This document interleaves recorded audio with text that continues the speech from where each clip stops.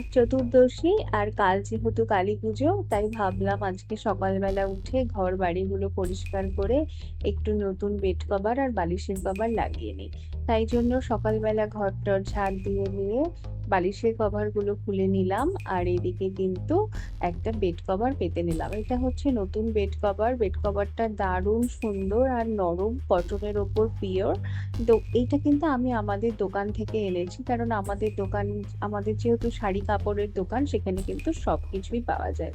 এই বেড কভারটা আমি দোকান থেকে এনেছিলাম, দেখো পেতে নিয়েছি, খুব সুন্দর দেখতে লাগছে না? আর সবসময় সব প্রেফার করে একটু কটনের ওপরে, কারণ ও শুতে পারে না অন্য কোনো ম্যাটেরিয়াল হলে। আর এই দেখো পেতে নিয়েছি, নিয়ে আমি কিন্তু সকালে চা এনেছি, সকালে চা মুড়ি আর বিস্কিট নিয়ে বসে গেছি দুজনে।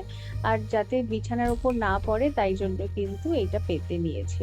আর আজ যেহেতু 14 শাক, তাই জন্য কালকে একটুখানি 14 শাক এনেছিলাম। 10 টাকা, দেখো কইটুকু দিয়েছে। বলছে 100 গ্রাম নাকি 20 টাকা। আমি বললাম আমরা দুজন মানুষ, তা আমাদেরকে একটু অল্পই দাও, তাই 10 টাকার এইটুকু দিয়েছে 50 গ্রাম। আর আজকে নিরামিষ, সেহেতু আমি করে নিচ্ছি বিউলির ডাল, শাক ভাজা, পটল ভাজা আর আলু পোস্ত। আর এদিকে দেখো ফ্লিপকার্ট থেকে কিন্তু একটা পার্সেল এসছে।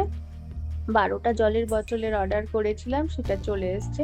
ভাবলাম পুজোর সময় একটু নতুন করে সাজাচ্ছি যখন, তাহলে বোতলগুলোই বা কেন পুরনো রাখবো, কটা নতুন বোতল অর্ডার করে দিই।